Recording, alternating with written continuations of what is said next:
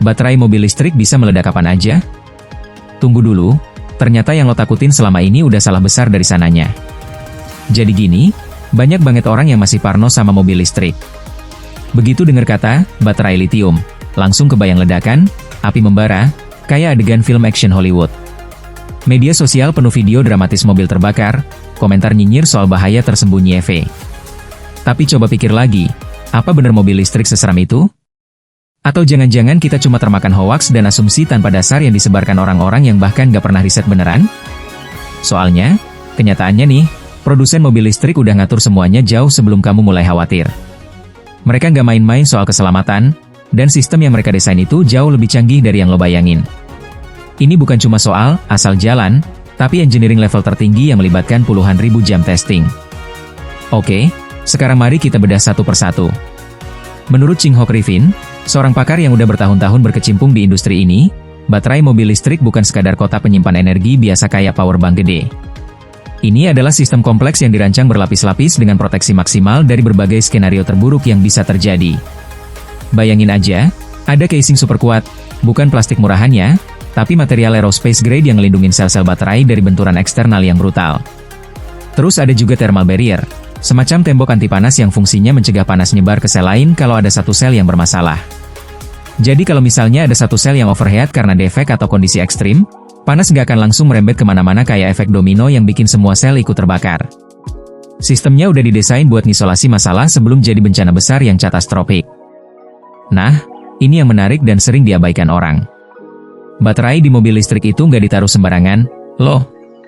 Posisinya strategis banget, ada di bawah kendaraan, tepatnya di underbody yang merupakan center of gravity. Kedengarannya riskan buat sebagian orang? Justru sebaliknya, ini adalah keputusan engineering yang cemerlang. Kenapa? Karena bagian bawah itu dilindungi pelat khusus ultra tebal yang tahan benturan keras dari jalan. Jadi kalau misalnya lo melindas batu besar, kena lubang brutal yang bikin shock absorber jerit, atau bahkan nabrak debris di jalan tol berkecepatan tinggi, pelat proteksi ini jadi perisai pertama yang ngelindungin baterai dari damage fisik.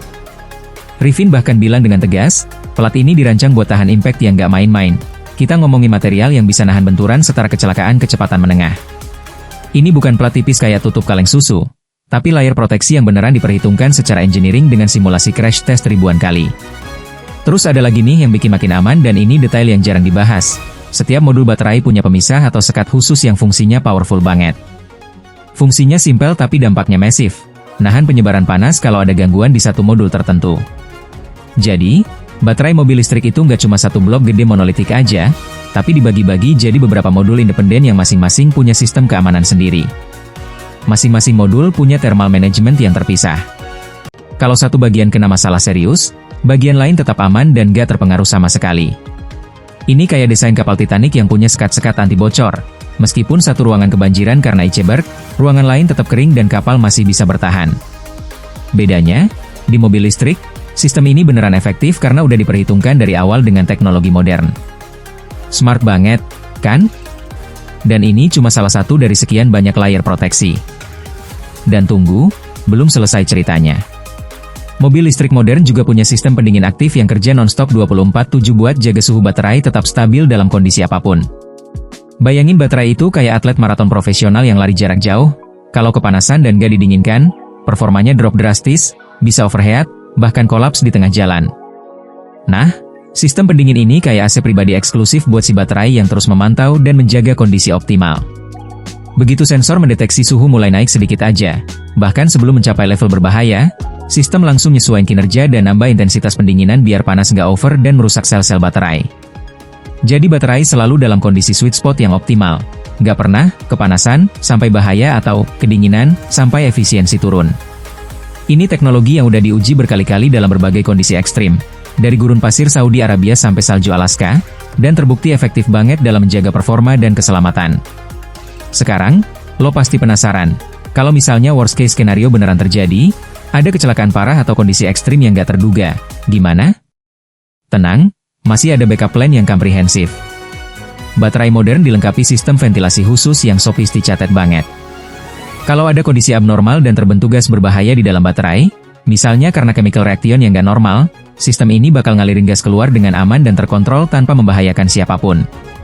Yang paling penting dan ini crucial banget, arah pembuangannya dirancang dengan sangat hati-hati menjauh dari kabin penumpang. Jadi meskipun ada masalah serius di baterai, penumpang tetap aman terlindungi di dalam kabin yang terisolasi. Rivi nekenin banget poin ini saat interview. Keselamatan penumpang adalah prioritas nomor satu yang absolutely non-negotiable dalam desain sistem baterai. Semua engineer mobil listrik dunia sepakat, apapun yang terjadi, penumpang harus selamat. Fakta yang bikin makin tenang dan ini berdasarkan data statistik real, bukan asumsi. Dengan semua teknologi berlapis tadi, casing kuat, thermal barrier, pelat proteksi, sistem pendingin aktif, ventilasi darurat, risiko kebakaran dari baterai sebenarnya udah ditekan seminimal mungkin sampai ke level yang sangat rendah. Bahkan lebih rendah dari mobil konvensional berbahan bakar bensin kalau lo lihat statistiknya. Dan ini yang shocking. Dalam banyak kasus kebakaran mobil listrik yang viral di media sosial dan dijadikan amunisi buat nyerang EV, sumber apinya justru berasal dari faktor eksternal, bukan dari baterai itu sendiri. Bisa jadi dari korsleting kabel aksesoris aftermarket yang dipasang sembarangan, insiden eksternal kayak kena tabrak kendaraan lain dengan kecepatan tinggi yang ekstreme, atau human error kayak modifikasi ilegal yang nggak sesuai standar. Jadi narasi sensasional, baterai mobil listrik gampang meledak kayak bom waktu, itu udah nggak relevan lagi dan misleading kalau kita lihat data faktual dan penelitian ilmiah yang credible. Teknologi udah jauh lebih maju dari yang kebanyakan orang, bahkan yang skeptis sekalipun, kira. Yang perlu lo ingat dan ini penting banget buat mindset. Sebelum baterai ini dipakai secara massal di jalan raya dan dijual ke konsumen kayak kita, produsen udah ngelakuin pengujian ekstrim yang beyond imagination. Uji benturan dengan berbagai skenario tabrakan dari segala arah, uji panas dengan temperatur ekstrim yang melebihi kondisi real di dunia nyata, uji tekanan hidrolik, uji penetrasi benda tajam, uji getaran jangka panjang. Semua skenario terburuk yang bisa lo bayangin udah disimulasikan berkali-kali sampai ribuan iterasi.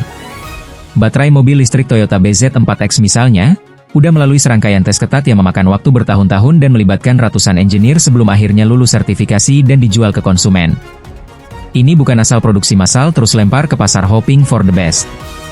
Ada standar internasional super ketat dari berbagai negara, Eropa, Amerika, Jepang, Cina, yang harus dipenuhi tanpa exception, dan gak ada kompromi sedikit pun soal keselamatan karena reputasi brand dipertaruhkan.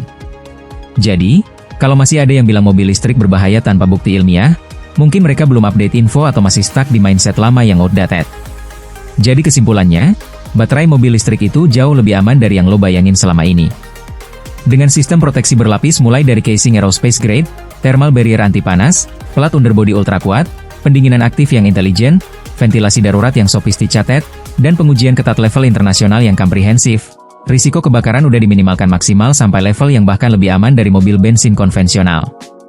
Jangan biarkan hoax viral, fear-mongering, dan ketakutan gak berdasar yang disebarkan orang-orang ignoran bikin lo ragu sama teknologi masa depan yang revolusionari ini. Kalau lo suka konten mendalam kayak gini yang fact-based dan science bucket, jangan lupa pencet like, subscribe biar gak ketinggalan video selanjutnya tentang teknologi otomotif terkini, dan nyalakan notifikasi biar selalu update.